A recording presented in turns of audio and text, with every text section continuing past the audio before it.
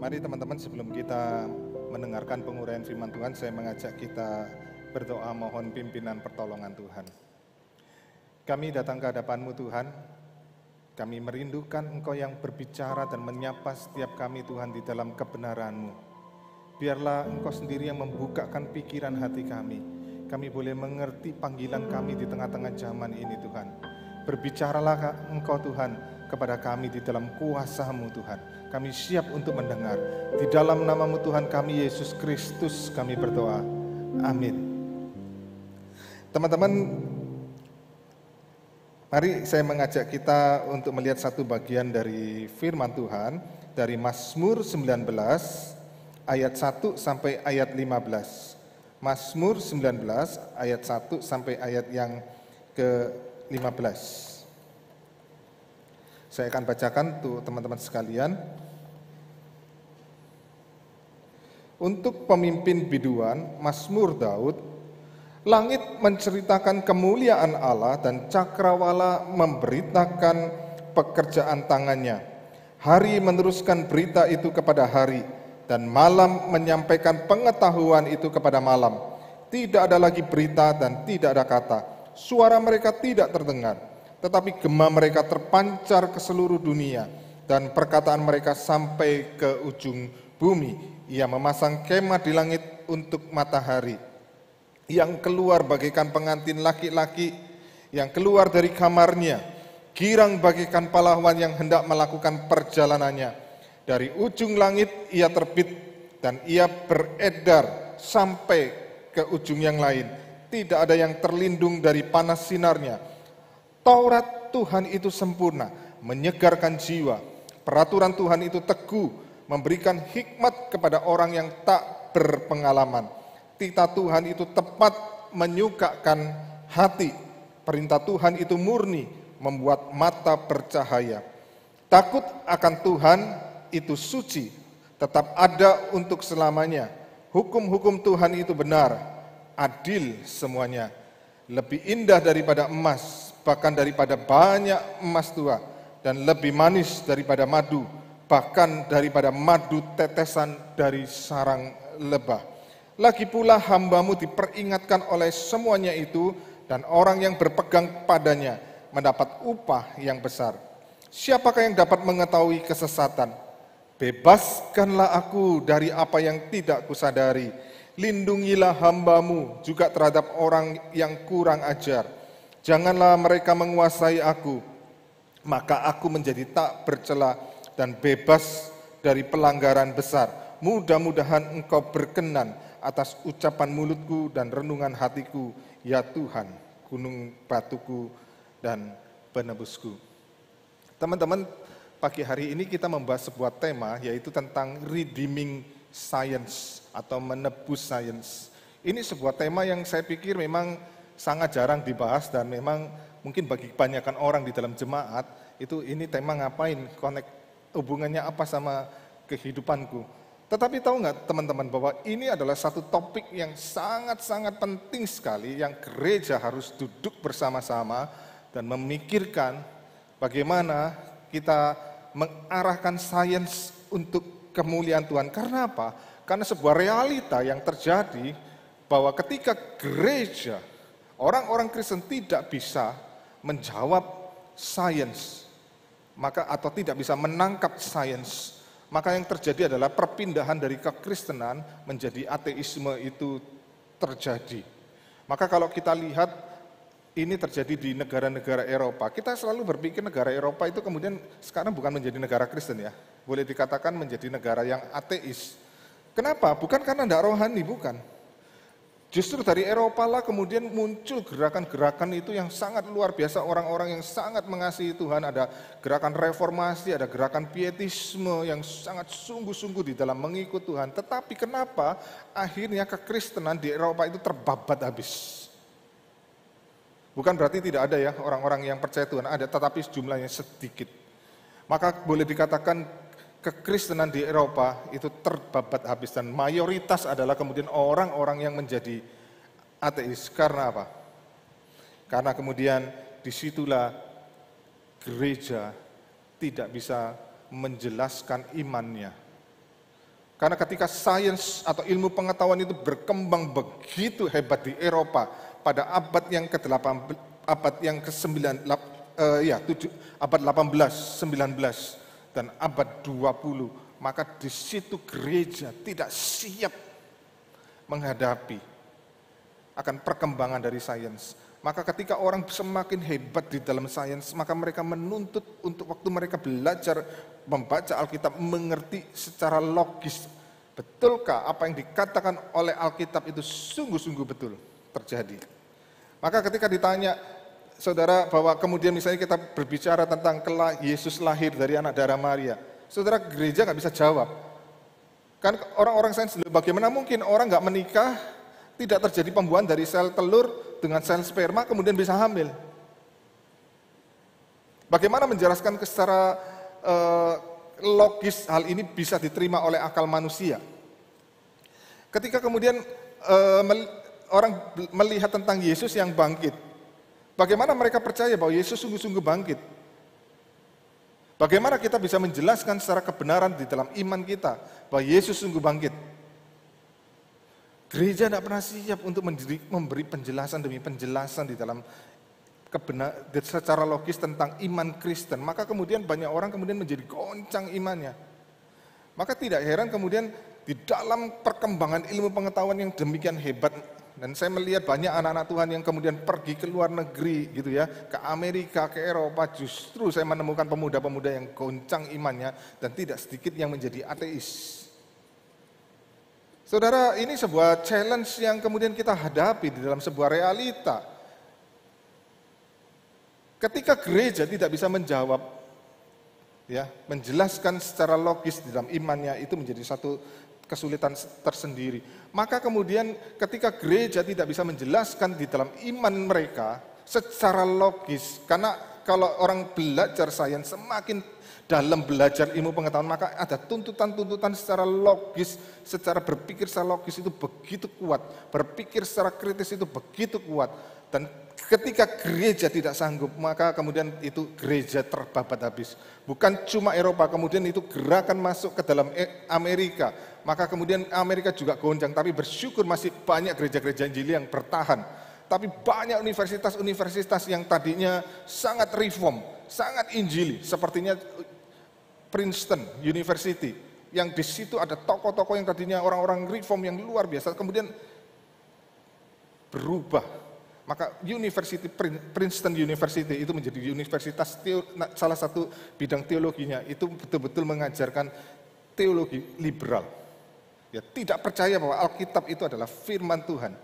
Maka kemudian itu pecah orang-orang yang kemudian reform, kemudian keluar dari Princeton University dan mereka mendirikan Westminster Theological Seminary. Ya, sekarang itu Westminster Theological Seminary itu STT yang sangat reform dan sangat Injili. Itu didirikan oleh Cornelius Van Til, seorang yang sangat reform luar biasa. Dan saudara,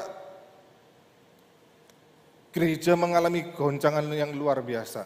Di Indonesia ketika gerakan dari Eropa itu masuk, maka tidak sedikit kemudian di tahun 90-an, 80-90-an itu mulai dosen-dosen yang berpikiran liberal, yang mereka tidak percaya bahwa Alkitab adalah firman Allah, itu mengajar dan itu terjadi mempengaruhi banyak STT di Indonesia. Maka ini sebuah tantangan yang tidak mudah. Ya, kenapa persoalannya? Karena kekristenan tidak bisa menjelaskan imannya secara logis. Maka kemudian bergeser ketika bagaimana gereja menghadapi tantangan dalam dunia sains ini yang menuntut dijelaskan secara kritis akan iman Kristen, maka gereja tidak siap dan kemudian gereja kompromi. Karena tidak bisa jawab, maka gereja kompromi ikut arus. Maka kemudian tidak heran muncul kekristenan yang tidak mengakui otoritas Alkitab sebagai firman Allah. Maka kemudian muncul teolog-teolog yang misalnya contohnya ada pandangan yang disebut demitologisasi Alkitab, demitologisasi Alkitab. Maksudnya begini, saudara. Alkitab itu seperti sebuah surat, ya, sebuah surat. Nah, surat itu kalau kita terima surat, kita akan terima apa? Ada amplop dan ada apa? Ada surat, isi suratnya kan? Pasti ada suratnya kan? Nggak mungkin cuma terima amplop nggak ada isinya kan? Nah, saudara, yang penting mana? Amplop atau isinya? Lebih penting mana? Teman-teman. Amplop atau isinya? Amplopnya yang lebih penting? Saya percaya pasti aneh kalau orang cuma mau amplopnya nggak mau isinya, begitu kan? Saya percaya setiap kita terima surat, kita mau apanya? Isinya. Amplop boleh kita buang. Nah, ada orang-orang yang berpandangan seperti begini. Mereka mengatakan bahwa Alkitab itu seperti sebuah surat yang dibungkus dengan amplop. Amplopnya itu apa? Amplopnya itu adalah mitos-mitos. Mitos-mitos itu seperti apa? Yesus bangkit. Yesus lahir dari anak darah Maria. Yesus berjalan di atas air. Yesus melakukan mujizat. Nah, itu semua adalah mitos-mitos. Dan itu, mitos itu, amplop itu tidak penting. Itu boleh dibuang, tapi yang penting adalah isi suratnya. Masuk akal nggak? Seakan-akan masuk akal ya. Yang penting isi suratnya, seperti kisah Yesus lahir dari anak darah Maria. Itu mitos. Ya. Tapi isinya apa? Yang penting kita cari isinya. Isinya apa? Oh, itu bercerita tentang kerendahan hati, mau merendahkan diri, melayani. Maka Yesus yang dikatakan Allah dalam manusia, oh itu merendahkan diri, itu isinya. Persoalan Yesus lahir dari anak darah Maria itu mitos yang boleh dibuang. Yesus yang melakukan mujizat yang menyembuhkan orang yang sakit dan sebagainya, oh itu berbicara tentang belas kasihan. Bicara Yesus yang bangkit itu mitos. Kalau begitu apa? Isinya apa suratnya?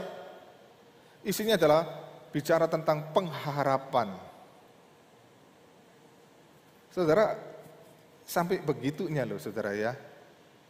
Kenapa? Karena kemudian tidak bisa menjelaskan secara logis iman Kristen, maka akhirnya kekristenan terjebak di dalam satu pandangan yang kemudian apa? Menganggap bahwa seluruh mujizat dalam Alkitab itu semuanya cuma mitos-mitos. Yang kita harus terima cuma isinya, yaitu apa maksudnya di situ saudara. Maka kalau itu mitos berarti Alkitab ini sesuatu yang tidak bisa kita percayain. Tidak punya otoritas kebenaran. Betul ya saudara ya? Maka nanti muncul lagi di dalam zaman modern, tahun 85-an, ada 50 orang yang mengaku dirinya sebagai sarjana Alkitab, dan kemudian para pakar Alkitab, dan ada 100 orang awam kumpul, kemudian mereka bikin sebuah seminar, dan mereka mulai menentukan, nanti Injil itu dibagi dalam, ada 3 kategori, ya, ada 4 kategori. Kalau warna merah, itu betul-betul Yesus yang ngomong. Kalau warna pink, merah muda, atau warna abu-abu, itu kemungkinan besar Yesus yang ngomong, atau itu betul-betul murid dengar Yesus ngomong dan dicatat oleh murid-murid di situ ya. Jadi murid-murid yang mencatat, tapi dia dengarnya langsung dari Yesus. Yang merah yang benar-benar Yesus ngomong itu cuma 2%. Yang pink dan grey, yang merah muda dan abu-abu, itu kurang lebih cuma 16%. Jadi Injil itu cuma 16. Yang hitam itu cuma karangan murid-murid ngarang-ngarang sendiri begitu ya, supaya kemudian banyak orang yang mau mengikuti dan sebagainya. Maka itu 82%. Makanya kemudian mereka berkata kalau demikian 82% isi Injil semua itu karangan, omong kosong. Maka mereka kemudian mencoba menemukan mana Injil yang mendekati betul-betul asli Injil Yesus. Maka mereka mulai pakai kriteria, kalau itu kalimatnya pendek-pendek itu berarti Yesus yang ngomong. Jadi itu sebenarnya bisa dipertanyakan ya saudara ya. Maka kemudian mereka mencoba mencari-cari dan ketemulah Injil Thomas. Wah, mereka berkata ini Injil Thomas, ini memang Injil yang asli. Gubrak saudara ya. Mereka ilmiah tapi nggak ilmiah, kenapa? Injil Thomas itu ngajari anti wanita. Injil Thomas kalau kita baca itu anti terhadap wanita. Jadi ada perkataan yang ngomong, itu Maria harus berubah jadi laki-laki dulu untuk bisa masuk surga. Saudara gubrak ya. Jadi itu jelas Injil yang anti wanita. Kedua, Injil Thomas adalah Injil yang bersifat mistik. Jadi itu bersifat panteisme. Panteisme itu ya seluruh alam semesta ini adalah Allah. Itu nanti bersifat mistik. Jadi dalam Injil Thomas itu berkata, Belahlah kayu, maka Yesus ada di sana. Angkatlah batu, Yesus ada di sana. Itu panteisme, pandangan panteisme. Injil Thomas yang seperti ini yang orang mengaku dirinya begitu ilmiah, tapi mempercayai Injil Thomas yang apa? Yang anti wanita, yang mistik. Saudara, ini kacau balau, saudara ya. Maka kita menghadapi sebuah realita kekristenan yang bergeser. Jangan pikir kemudian, oh ini jauh dari aku. Enggak loh. Eropa dan Amerika sudah menuju ke ateis. Eropa sudah ateis, Amerika menuju ke ateis. Sebuah tantangan yang tidak mudah, karena apa? Gereja tidak siap menghadapi dan menjawab ilmu pengetahuan. Menjawab sains, saudara. Kenapa ini terjadi, saudara? Karena pertama adalah orang menempatkan sains itu lebih tinggi dari Alkitab. Maka orang lebih mempercayai sains itu lebih bisa dipercayai. Ya, lebih masuk akal dibandingkan Alkitab. Dan yang kedua, penyebab kedua yang menyebabkan ini terjadi adalah gereja gagal, saudara ya, menjelaskan imannya. Seringkali yang terjadi dalam gereja cuma apa? Pokoknya. Sering nggak dengar? Ya ini terima. Pokoknya ini pengakuan iman kita, terima. Dan kita bertanya, kalau ini gimana? Pokoknya itu, jangan banyak tanya-tanya. Ini yang seringkali terjadi di dalam gereja, pokoknya. Dan kita menghadapi satu generasi zaman kalian, generasi muda yang sangat kritis, yang banyak bertanya. Memang bagi banyak orang itu seakan-akan merepotkan, tetapi itulah generasi kalian. Dan gereja tidak pernah siap menjawab ini. Akhirnya gereja tenggelam. Banyak orang-orang meninggalkan gereja. Saya tahu banyak anak-anak muda, SMA dan sebagainya, mereka sudah menjadi ateis. Banyak yang sudah menjadi ateis, dan pertanyaan mereka itu sangat dalam, sangat kritis sekali. Dan celakanya kita orang-orang Kristen, anak-anak Tuhan tidak pernah siap memberi jawaban terhadap hal-hal seperti ini, ya saudara ya. Padahal kalau kita lihat, kita sangat mampu untuk memberi jawaban terhadap iman kita. Misalnya kita ditanya, bagaimana mungkin Yesus lahir dari anak darah Maria? Kan tidak ada terjadi pembuahan dari sel telur dengan sel sperma. Kan pembuahan terjadi lewat apa? Sel telur dengan sel sperma. Yesus sel spermanya dari siapa? Makanya ada orang yang percaya nanti Bapak itu kawin sama Maria, Allah Bapak kawin sama Maria. Kacau balau semua kan? Saudara, bagaimana kita menjawab ini? Teman-teman, bisa jawab enggak? Sangat mungkin kita jawab begini.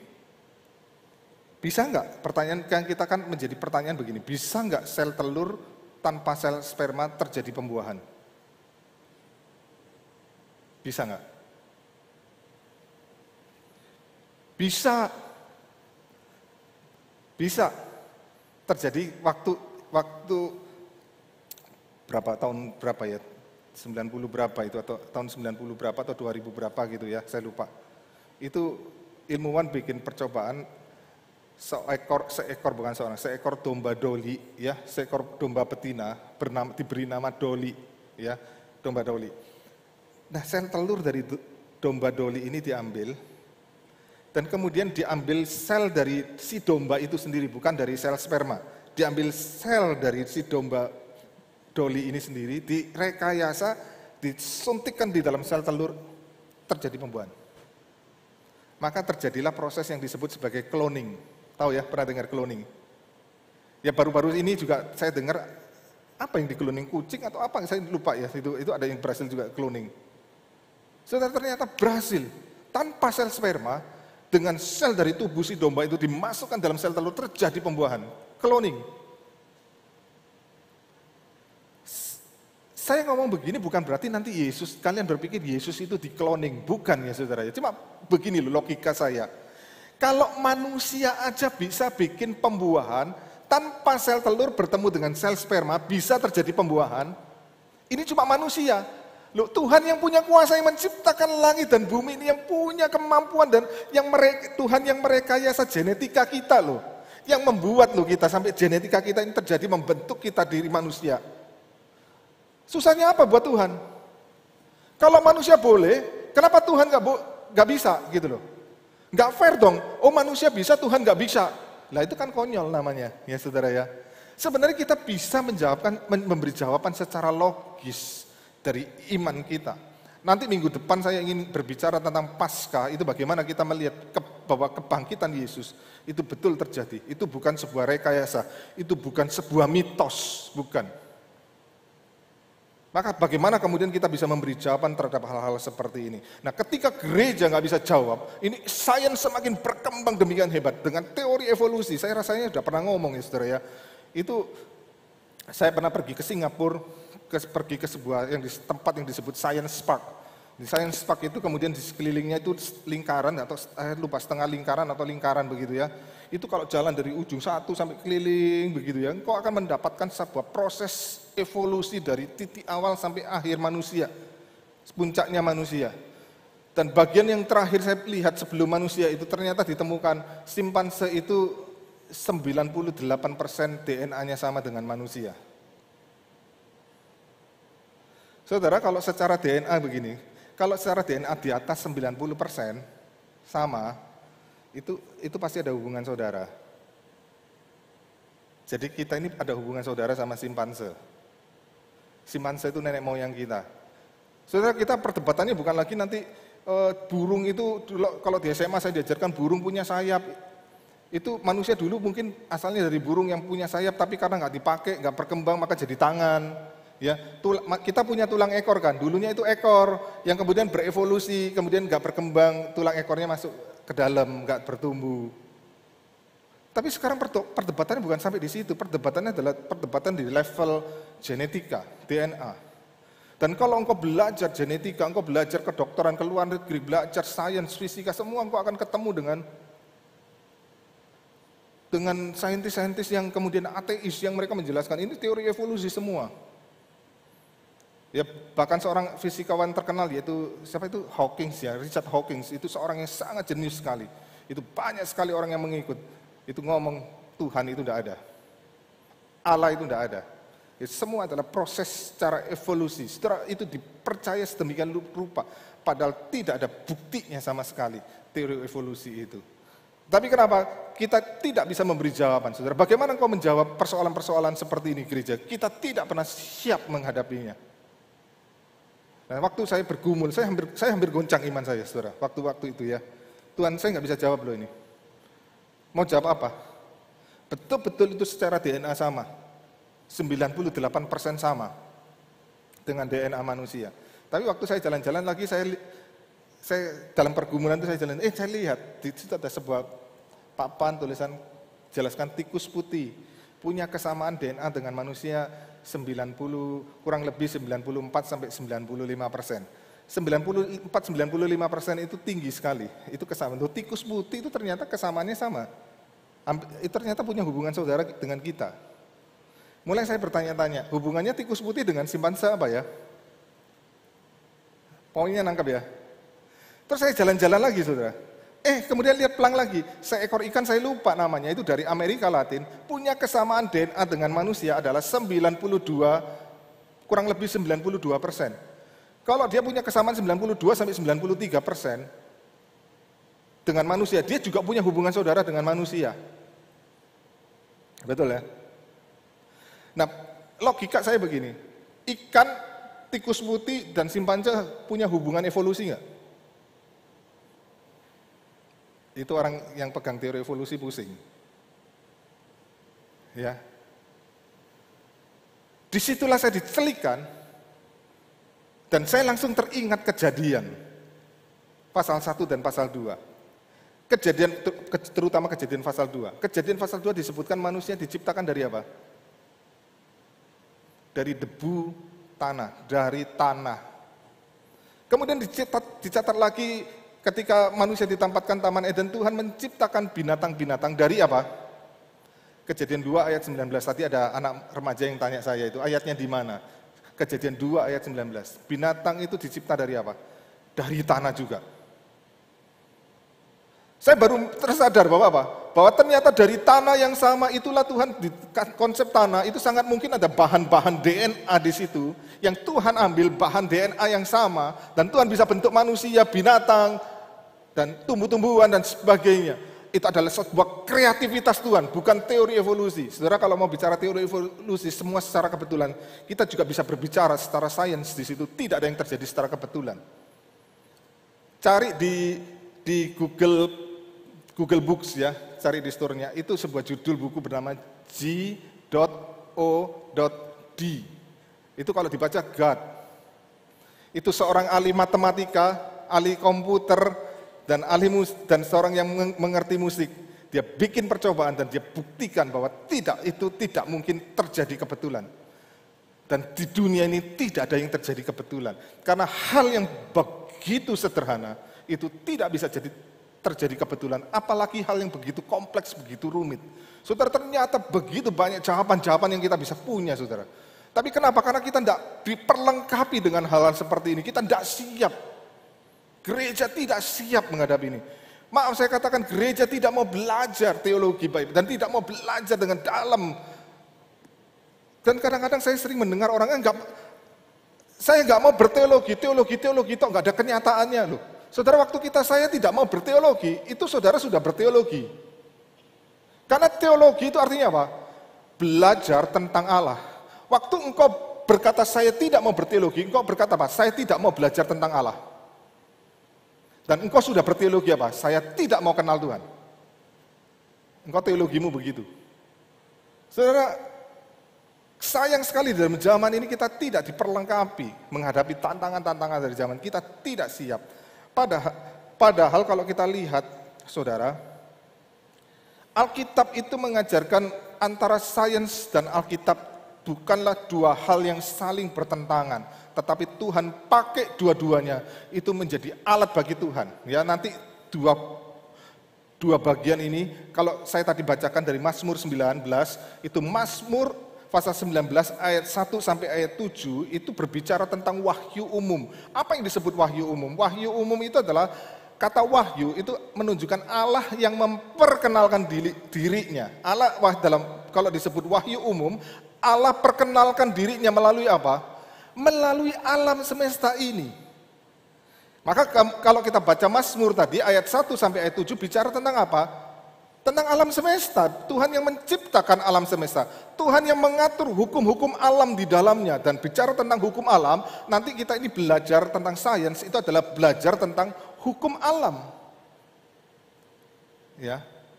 Jadi sains itu adalah ilmu pengetahuan yang kemudian kau belajar tentang hukum daripada alam ini. Itu sains. Maka Tuhan memberikan alam dan sains itu untuk apa? Untuk menyatakan keberadaan Tuhan. Waktu engkau melihat alam yang begitu besar luar biasa, engkau melihat ini Tuhan yang menciptakan. Ada pencipta yang luar biasa. Kemudian di situ kita diperlihatkan akan kemuliaan. Saudara, minggu yang lalu saya pergi ke Bira, ya.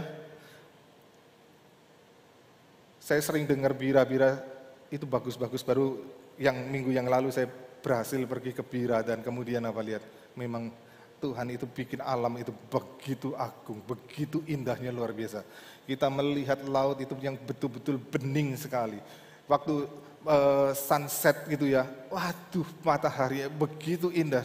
Saudara, waktu lihat keindahan itu maka kita melihat Tuhan begitu agungnya, begitu mulianya. Saudara, itu fungsi daripada wahyu khusus. Waktu kita belajar sains, engkau mengerti tentang bintang-bintang yang begitu dahsyat sekali, yang begitu indah, luar biasa. Engkau melihat keagungan Tuhan yang menciptakan itu begitu agung, begitu mulia. Bukan cuma agung dan mulia, tetapi begitu penuh kuasa. Bagaimana mungkin Tuhan bisa mengatur sebuah sistem yang begitu hebat? Gak mungkin ini terjadi kebetulan. Bagaimana sistem yang begitu rumit, yang saling menopang satu dengan yang lain, saudara, yang teraturnya luar biasa. Di dalam tata surya engkau boleh melihat keteraturan yang begitu luar biasa, yang kemudian bumi itu ditempatkan di dalam orbit yang konstan, saudara ya. Dan itu kemudian kita tidak kepanasan, kita nggak kedinginan. Itu Tuhan atur begitu luar biasa sistemnya, sehingga kita bisa hidup di dalam dunia atau di bumi ini, saudara. Maka engkau boleh melihat kemahakuasaan, dan bukan cuma kemahakuasaan Tuhan, tapi hikmat dari Tuhan yang menciptakan. Nah, itu adalah fungsi dari wahyu umum.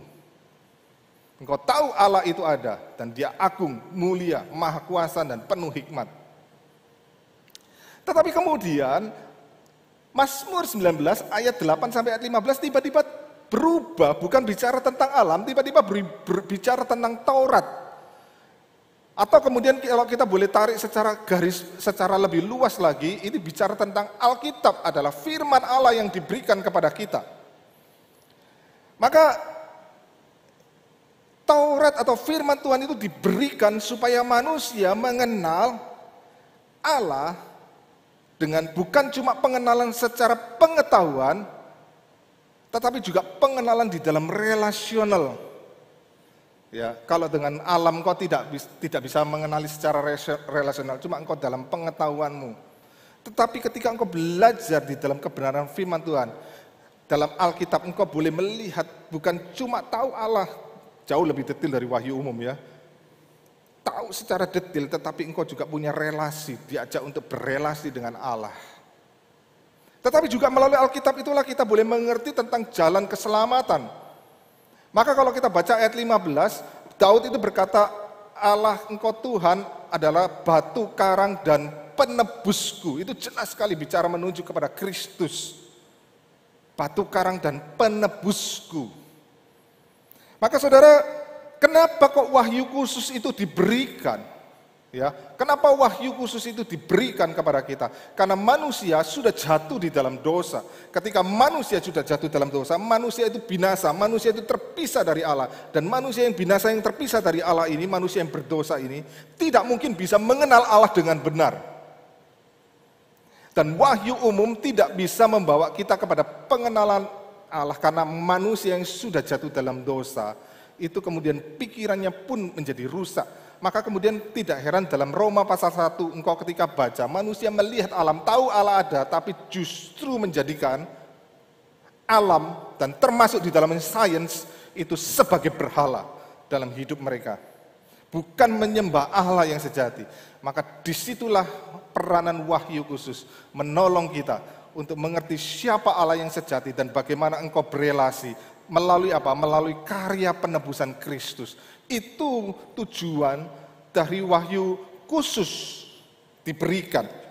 Dan ini tidak bertentangan. Wahyu umum harusnya membawa manusia tetap memuliakan Tuhan. Wahyu khusus, manusia yang sudah jatuh dalam dosa dibawa untuk mengenal Tuhan dan berelasi dengan Tuhan melalui karya penebusan Kristus. Keselamatan di dalam Kristus.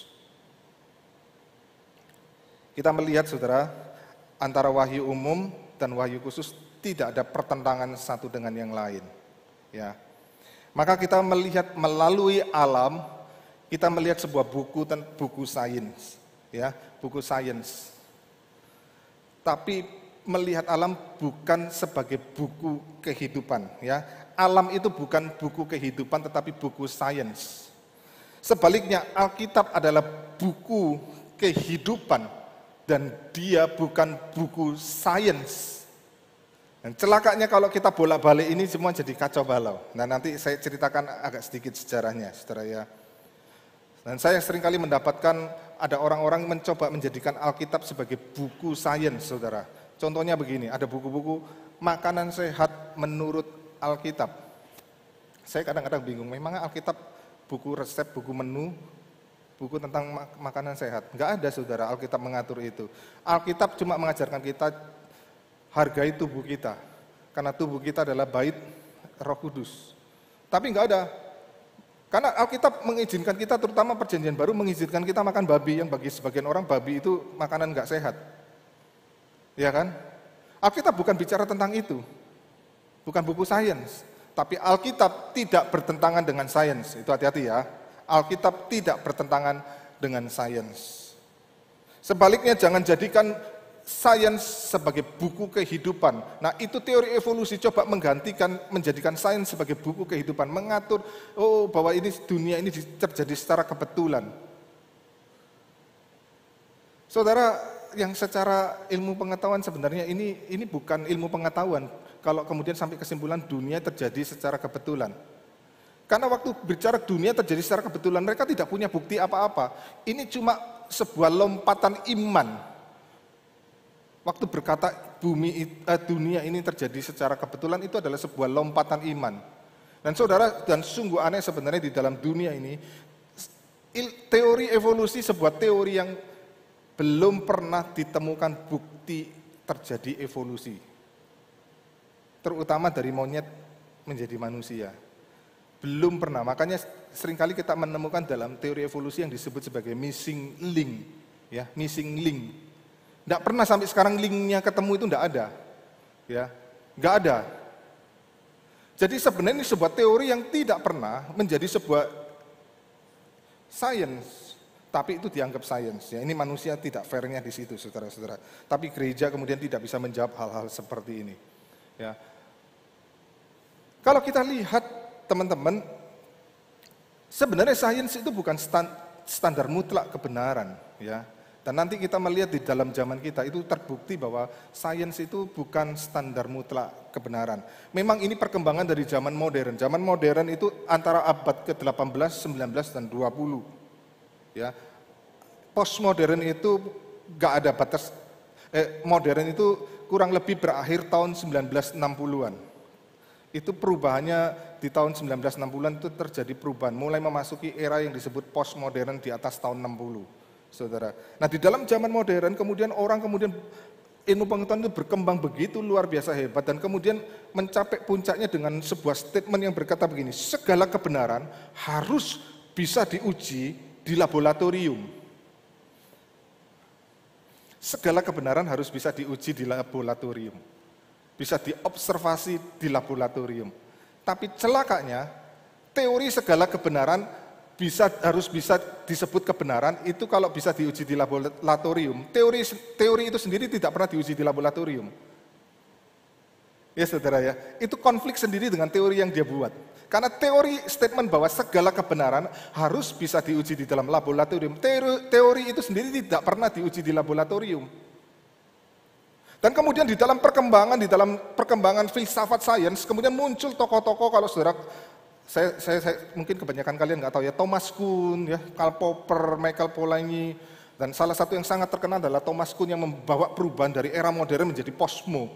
Karena Thomas Kuhn itu membuktikan bahwa ternyata di dalam sejarah sains itu tidak pernah lepas dari ada dua hal, ada beberapa aspek, tapi saya ingin sebutkan dua hal, yaitu apa?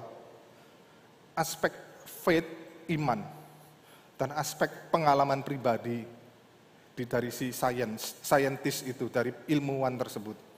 Contohnya si Newton, ya. Newton itu duduk-duduk di bawah pohon apel, dia coba memikirkan tentang teori tentang gaya tarik menarik. Tiba-tiba apelnya jatuh, kena dia kepala, gitu ya. Terus dia lihat, kok bisa jatuh ke tanah? Oh, ada gaya tarik yang disebut gravitasi. Dari pengalaman-pengalaman pribadi, saudara. Ternyata melibatkan iman, dan celakanya memang banyak hal yang kita harus akuin, banyak hal di dalam hidup ini kita ini belajar ilmu pengetahuan karena kita iman, karena kita percaya. Contohnya ya, contohnya begini, orang yang belajar tentang kedokteran dan terutama belajar radiologi, saudara, mereka harus bisa baca apa? Hasil ronsen, betul nggak? Salah satunya hasil ronsen, ya. Kalian kan pernah di ronsen pasti setiap kan ya. Nah, orang belajar kedokteran lihat hasil ronsen pertama kali seperti saudara ketika baru pertama kali masuk, misalnya ya, belajar lihat hasil ronsen, saudara ngerti nggak? Ini tuh tunjukkan, ini loh hasilnya. Ngerti nggak kamu? Nggak ngerti, saya bingung. Ini ada flek putih, ini ada garis-garis, ini ada burem-burem dan sebagainya. Saya nggak ngerti itu gambar apa.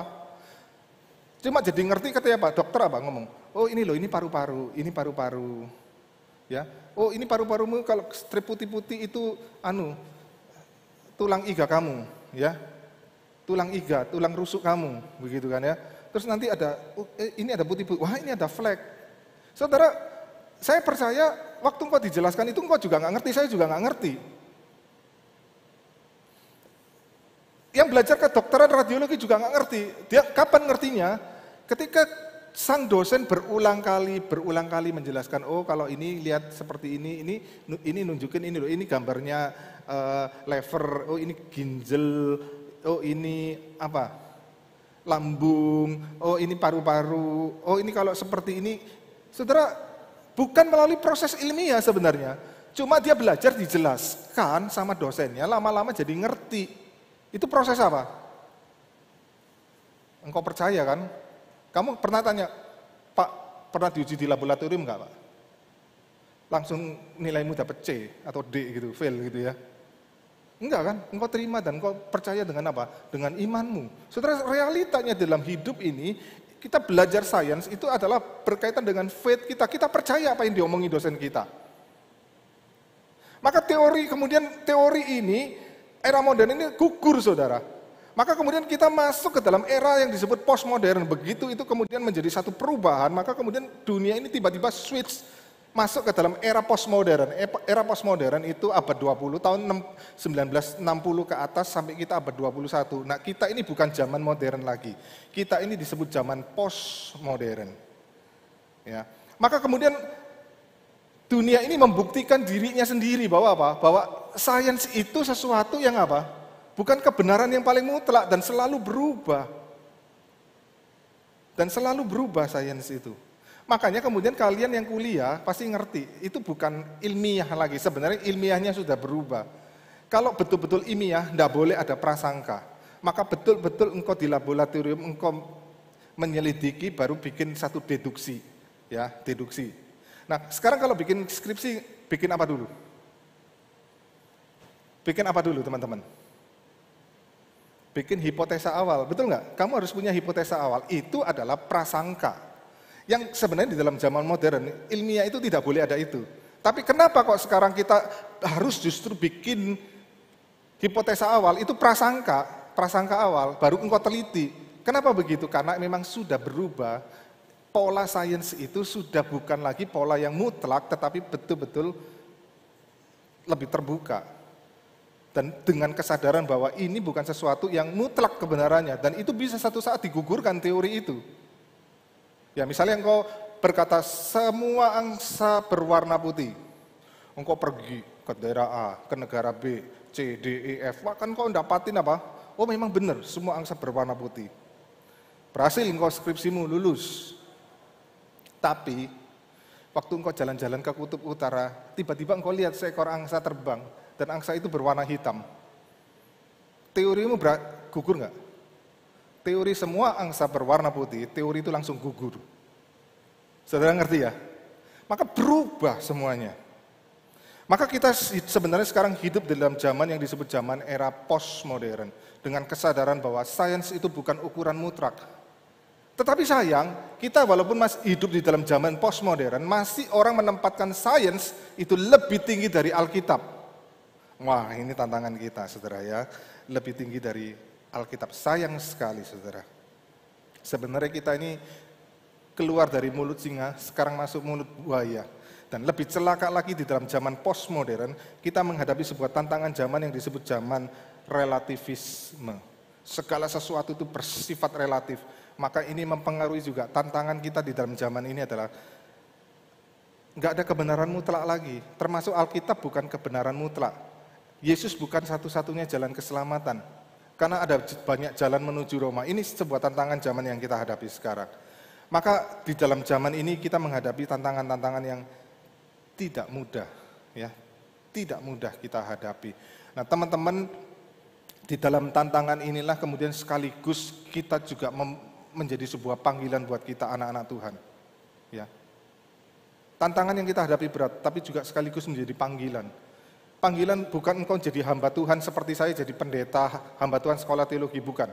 Tetapi panggilanmu adalah engkau yang anak-anak muda, engkau yang kuliah, para doktor, para profesor, panggilan kita adalah sebagaimana di dalam keilmuan kita menjadi apologet yang bisa menjawab, menjelaskan iman Kristen kita dengan logis.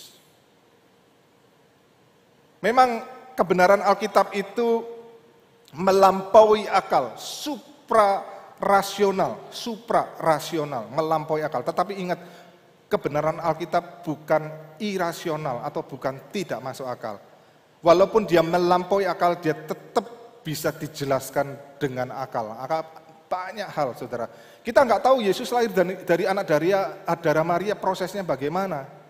Tetapi kita tidak tahu proses Tuhan itu melampaui akal kita, tapi kita bisa menjelaskan, seperti saya jelaskan tadi. Kalau manusia saja mampu bikin cloning tanpa terjadi pembuahan terjadi tanpa sel telur bertemu sel sperma, Tuhan sanggup. Tapi prosesnya bagaimana? Kita nggak tahu. Ya itu melampaui, tapi bisa dijelaskan secara masuk akal.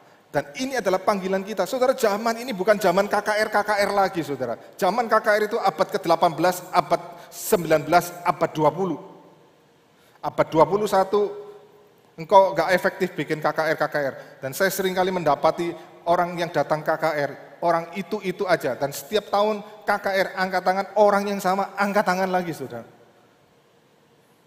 Maka zaman kita adalah zaman di mana kita harus menjadi apologet Kristen, saudara. Bukan cuma saya sebagai hamba Tuhan menjadi apologet Kristen, tapi setiap kita anak-anak Tuhan. Bagaimana engkau memperlengkapi dirimu menjadi apologet Kristen, sehingga engkau dan kita anak-anak Tuhan bisa menjawab zaman ini. Kalau kita tidak menyiapkan diri kita akan ditelan oleh zaman ini. Jadi ini adalah sebuah panggilan kita sebagai anak-anak Tuhan. Bagaimana kemudian kita menebus sains, bagaimana kita kemudian menangkap sains itu, mengarahkannya untuk menyatakan kemuliaan Tuhan. Ini panggilan kita. Teman-teman, jangan mau menjadi orang Kristen bodoh-bodoh, enggak mau. Ya, jangan mau. Jadi orang Kristen harus jadi orang Kristen yang pintar, yang kau bisa mengerti dan bagaimana menjawab, menjelaskan imanmu di tengah-tengah zaman ini. Ini adalah panggilan kita, karena itu kita harus belajar dengan sungguh-sungguh. Maka gereja, saya berpikir bukan cuma tanda kutip cuma sibuk dengan kegiatan-kegiatan, tapi betul-betul harus memperlengkapi setiap anak-anak Tuhan. Bagaimana bisa memberi jawab kepada zaman ini. Ini sebuah panggilan buat kita. Kita harus menebus sains. Kalau enggak, kita akan menjadi sama seperti Eropa dan Amerika yang perlahan-lahan menjadi ateis. Engkau kalau pergi ke Singapura itu bukan negara yang berdasarkan agama. Singapura adalah negara yang sangat ateis sekali. Saudara, kalau engkau enggak siap dengan ini, engkau akan terlewat. Kita akan terlewat. Gereja tidak pernah siap dan gereja akan ditelan oleh zaman. Mari, ini menjadi panggilan kita. Menjadi anak-anak Tuhan yang boleh menjadi apologet Kristen. Bukan cuma menggantungkan kepada para hamba Tuhan, tapi setiap kita anak-anak muda menjadi apologet Kristen. Mari kita tundukkan kepala, kita berdoa. Biarlah kebenaran firman-Mu Tuhan yang menyapa setiap kami, menolong kami, menyadarkan kami hidup di dalam sebuah zaman yang tidak mudah, Tuhan. Dan kalau kami tidak siap, kami akan digoncangkan iman kami. Karena itu Tuhan, tolonglah kami Tuhan, di dalam menghadapi tantangan zaman ini. Tolong sadarkan kami dan tolong kami untuk boleh melihat panggilan setiap kami sebagai anak-anak-Mu Tuhan. Bagaimana kami boleh siap sedia, kapanpun waktunya memberi jawab kepada orang-orang yang bertanya tentang iman kami. Karena itu Tuhan, perlengkapi kami Tuhan. Beri hati yang terus haus dan rindu untuk belajar lebih dalam lagi akan kebenaran firman-Mu Tuhan. Pimpinlah kami Tuhan, pakai kami setiap anak-anak-Mu, anak-anak muda ini boleh menjangkau dari zaman kita di dalam zaman postmodern, abad yang ke-21 ini Tuhan. Abad yang semakin hari semakin sulit, yang semakin tidak mudah. Tapi biarlah Tuhan, Engkau tolong kami Tuhan. Ini ada sebuah panggilan kami untuk menjawab daripada zaman di mana kami hidup. Kami berdoa Tuhan, kami berdoa di dalam nama-Mu Tuhan kami Yesus Kristus, Tuhan kami. Amin.